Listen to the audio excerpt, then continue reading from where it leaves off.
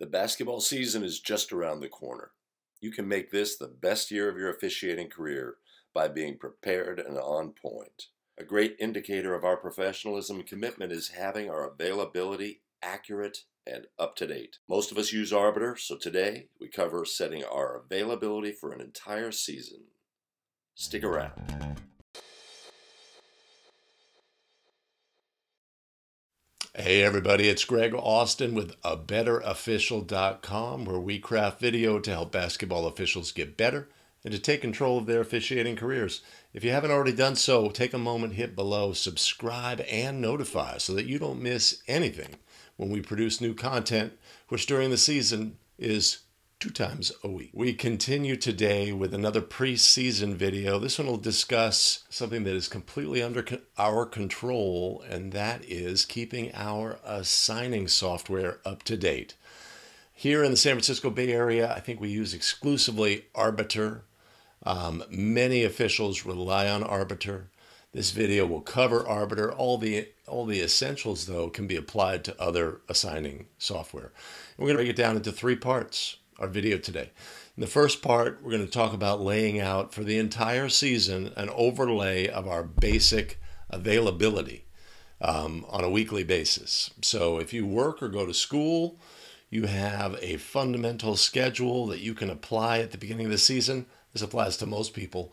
That covers, Monday through Friday over the course of a season. So after we do that one layer across the entire season of our availability, then we're going to go back and start adding calendar items that we have. We're going out of town for a 2-week period. I have an event planned. I'm not available that night. I have commitments every other Tuesday for Cub Scouts or what have you, right? So we start overlaying block dates on top of that. And then finally, we're going to go back through and say, okay, I've given a basic overlay, but there are some dates that I want back. I want those available to me, such as like Martin Luther King. Normally that would be blocked because I'm not available on a Monday, but during that holiday, there are showcase games throughout the day. I want to make myself available, let's say for a 10 or 12 o'clock game. So I'm going to release that date. After those overlays of dates, then we'll cover some things that are available via some assigners, including mileage blocks. I'll only travel so far. Zip code blocks. I will not work in that zip code, etc., etc. And so we'll cover some additional blocks that we can put on. And it's our responsibility to keep everything up to date so that when assigners assign us a game, we can accept it. This, of course, doesn't mean that things don't crop up. Life happens. Emergencies, issues, health issues, I'm sick, etc. And assigners understand all that. We're going to go to schedule. What we're going to do is block dates. I'm logged into an account that only has playoff assignments at the end of the season, so I have a blank slate here in terms of my schedule. So the basics, right? Obviously, I can block a day by clicking block all day and then selecting that date on the calendar. It turns red, and down below there is now an entry that says this is blocked. Now I could say during the basketball season, which here in the San Francisco Bay Area is going to run from September 29th, I'm not available on any Monday during the season. Okay? I'm going to be blocking all day during this date range on Mondays. I will apply that. Now, if we look at the schedule for October, it applies that block throughout that date range. Okay, let's go back. Now, let's say I want to undo that. I'm going to clear all the blocks on Mondays during that date range, and those disappear. So now we have a clean slate for the season. I work. I'm not available between 8 a.m. and 4:15. I work Monday through Friday. So during this period, I'm going to go Monday, Tuesday, Wednesday, Thursday, Friday. Now, if I apply this block, it'll block part of the day, 8 a.m. to 4:15, Monday through Friday, during this date range, which I've set up as being the season. Let's apply that. Each weekday, I've created a block for when I'm working. I've done that. This is a basic setting that is going to prevent my assigner from assigning me games when I'm working or until I'm off work. Now, I can layer other blocks on top of this scenario. My son's birthday party is going to be on October 17th. I can simply go block all day, October 17th. What we have on this is two blocks, one on top of the other, but one obviously overrides the other. From the 17th to the 28th, I will be out of town. I can go block all day. I could set up the date range here and apply it to every day, but for just a limited amount of days, 14 days, let's say I'm just going to click, etc. On weekends, I don't have a work schedule, but I may have other schedules that are important. First of all, I could block all day during the season on Sundays. Maybe your assigner also assigns other games that are on Sundays. Every Sunday during this date range, this is my season date range, I'm going to block Sundays. I will apply that. So all Sundays during the season are now blocked. Just showing a way that we can do that. Let's say I'm not available on Saturdays after 5 p.m. I want to block part of the day.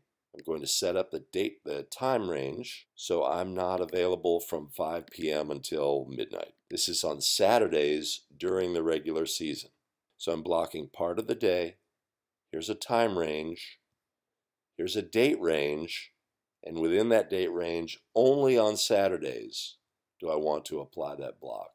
The Saturdays fill in. If we want to view our schedule on a Saturday, it shows now blocked from 5 to midnight, essentially. There's a couple of weekends where it doesn't apply. During January, that Saturday obligation I have is not there. I can just simply go to the dates and say, okay, I'm going to clear that block, right? I could have, changed the date range here if it was more extensive, just on Saturdays, clear blocks. All these tools can be used together. Early October, there's going to be a weekend birthday party. Go to October. I'm going to block all day. On the 20th, there's a birthday party. And again, we've got blocks on top of blocks, and that's okay. I don't have to clear the previous block to say, hey, I'm now blocked out. I'm blocked all day. On the 27th, I'm not available as well. There's a meeting schedule I have in November. On the 19th, I have a meeting. I'm going to block. In December, on a Monday, I have a meeting on the 3rd, etc.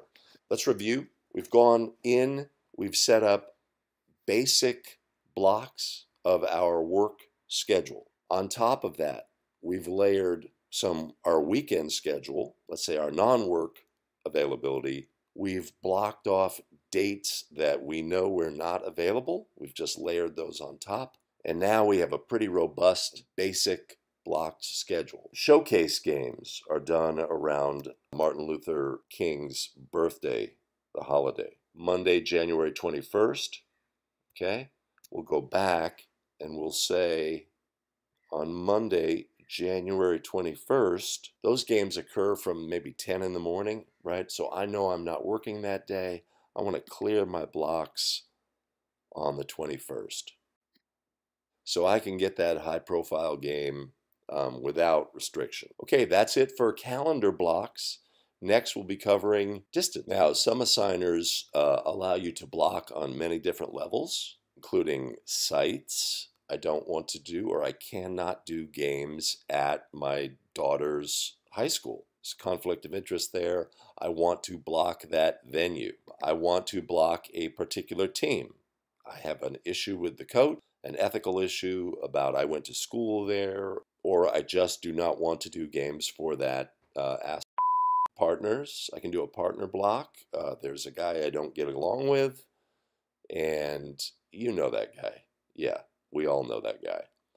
And then there's travel limits. Okay, this is an important one.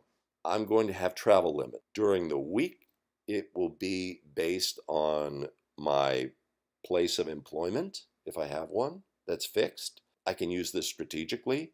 Only want to do games within a certain radius of that location.